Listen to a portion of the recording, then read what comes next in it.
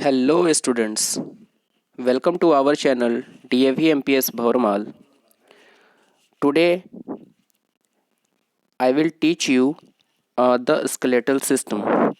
In previous class we are discussing about the breathing system and we know very well कि if you wanna healthier in breathing then you must have to do physical exercise like running, walking and playing. Okay. So now we are discussing about the skeletal system.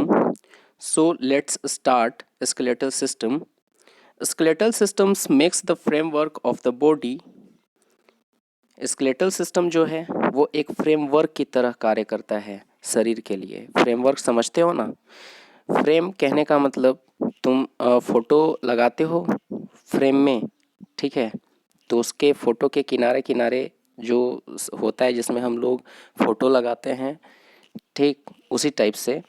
तो skeletal system makes the framework of the body ना। Skeletal system हमारे body का framework है। Okay, क्योंकि अगर bone नहीं होते तो इमेजिन करके देखो, क्या हम सीधे खड़े हो पाते या फिर हमारा जो साइज एंड शेप था वो निश्चित हो पाता? नहीं। तो फ्रेमवर्क की तरह कार्य करता है skeletal system. It gives shape and support to the body, और ये हमारे शरीर को आकार भी देता है, शेप भी देता है और साथ ही साथ सपोर्ट भी करता है। The skeletal framework also protect the inner delicates organ, और स्केलेटल फ्रेमवर्क जो है वो हमारे अंदर के जो अंग हैं जैसे कि हृदय, किडनी, ये सब जितने भी हैं, बड़ी आंत, छोटी आंत यानी कि स्मॉल इंटेस्टाइन, लार्ज इंटेस्टाइन, तो वो सारे जो ऑर्गन्स हैं उनको भी प्रोटेक्ट करने का काम करता है। The skeleton of an adult human being is made up of 206 bone of different shapes and size. मतलब ये है कि एक वयस्क व्यक्ति में, एक एडल्ट ह्यूमन में, ठीक है, 200, एक एडल्ट ह्यूमन का जो बॉडी है वो 206 हड्डियों का बना होता है जो अलग आकार और आकृति के होते हैं, डिफरेंट टाइप के शेप्स और डिफरेंट टाइप के साइज के होते हैं। उनकी संख्या टोटल 206 है। Bones are hard and strong structure. हड्डी जो होते हैं यानी कि बोन्स, वो कठोर यानी कि हार्ड भी होते हैं, एंड स्ट्रॉन्ग यानी कि मजबूत भी होते हैं।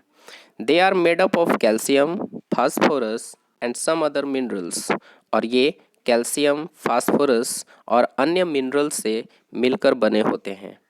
Bones are living entities, they have channel that contain blood vessels, ठीक है। बोन्स आर लिविंग entities ना, they have channels that contain blood vessels, ठीक है। बोन्स जो हैं वो एक तरीका से लिविंग entities की तरीके से कार्य करते हैं। इनमें ब्लड वेसल्स का चैनल होता है। ब्लड वेसल्स कहने का मतलब कि जो अंदर हम लोगों के शरीर के अंदर जो आर्टरी, जो वेन ना, जो ब्लड कैपिलरी यानी कि अंदर जिससे कि ब्लड का सर्कुलेशन होता है, तो वो सब ब्लड वेसल्स कहलाते हैं। तो ब्लड वेसल्स बना हुआ होता है। They also have nerves that are necessary to keep them alive, और इसके साथ में इनके पास नर्व भी होता है। Do you know nerve? Nerve cell. Nerve cell कहने का मतलब कि जिससे हमारे शरीर में सेंसर, ठीक है, सेंसरी नर्व सेल के माध्यम से मस्तिष्क तक पहुंचता है। जैसे अगर मान लो कि चींटी काटा अगर तुम्हारे दाहिने हाथ पे, तो एहसास कैसे होगा कि चींटी हमने दाहिने हाथ पर ही काटा है? एहसास होता है कि नहीं होता है? होता है ना। तो ये एग्जैक्ट पता चलता है, और ये जो पता चलता है वो नर्व सेल की वजह से पता चलता है, ठीक है। तो नर्व सेल जो है वो क्या कहते हैं, बोन से कनेक्टेड होते हैं। That is why we feel pain when any of our bones get hurt, ठीक है। और यही वह कारण है जिसकी वजह से बोन्स जो हैं, जब कभी हमारे बोन्स में कोई प्रॉब्लम होता है, चोट लगती है, हम हर्ट होते हैं, तो उसमें पेन होना यानी कि दर्द होना शुरू हो जाता है, ठीक है। The right lungs is slightly larger than the left, और जो हमारा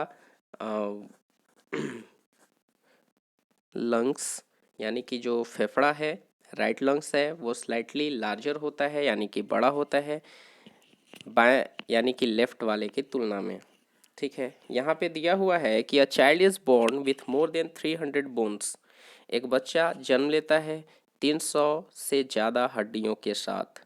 child grows, some of this bones get fuse together. ठीक है, चाइल्ड जैसे जैसे बढ़ता है वैसे वैसे बोन क्या होते हैं, एक दूसरे के साथ फ्यूज हो जाते हैं, जुड़ जाते हैं, जिसकी वजह से 300 से घट के संख्या जो है वो 206 रह जाती है। ठीक है, यहाँ पे एक्टिविटी है, जब हम लोगों का स्कूल खुलेगा तो हम लोग ये एक्टिविटी करेंगे। अभी हम लोग आगे पढ़ते हैं। स्केलेटन। स्कल स्केलेटन के अंतर्गत कौन कौन से आते हैं, तो यहाँ पे 4 पॉइंट्स, 4 बिंदु जो हैं वो लिखे हुए हैं। स्कल, ठीक है, यानी कि खोपड़ी जो हमारे मस्तिष्क में है। रिब केज, ठीक है, यानी कि हमारे लंग्स के ऊपर ऊपर जो आप बोन्स देखते हैं फेफड़ा के पास, ठीक है, उसे रिब केज कहा जाता है। बैकबोन यानी कि रीढ़ की हड्डी, और लिम्स यानी कि हाथ पांव की हड्डी। इतने में स्केलेटन को बांटा गया है, तो इसे 1 बाय 1 करके हम लोग पढ़ेंगे। देखते हैं स्केलेटन के बारे में, स्केलेटन क्या है। The long bones, like the thigh bones and the arm bones, are hollow from inside. यानी कि जो लंबी हड्डियां हैं जैसे कि थाई बोन्स यानी कि जांघ की हड्डी, और आर्म बोन यानी कि हाथ की हड्डी, तो इनके बीच में हॉलो होता है यानी कि छिद्र होता है। ठीक है, this hollow space is filled with cells and soft materials known as the bone marrow. और ये जो हॉलो होता है यानी कि ये जो छिद्र होता है, ठीक है, इसमें जो स्पेस होता है वो फुलफिल भरा हुआ होता है एक सॉफ्ट मटेरियल के द्वारा, ठीक है, जिसे हम बोन मैरो के नाम से जानते हैं। Blood cells are manufactured inside this bone marrow. और जो ब्लड सेल्स हैं वो बनते हैं कहाँ पे, तो बोन मैरो के अंदर। ठीक है, therefore bone marrow is known as the factory of making blood cells. देखो बहुत इंपॉर्टेंट बात है, bones marrow is known as the factory for making blood cells, यानी कि बोन मैरो जो होते हैं वो फैक्ट्री होते हैं किस चीज़ के, तो ब्लड सेल्स बनाने के। ओके, याद रखना कि ब्लड सेल्स को कौन बनाता है, ठीक है, तो bone marrow. Let us study about our skeletal system in some more details. Okay.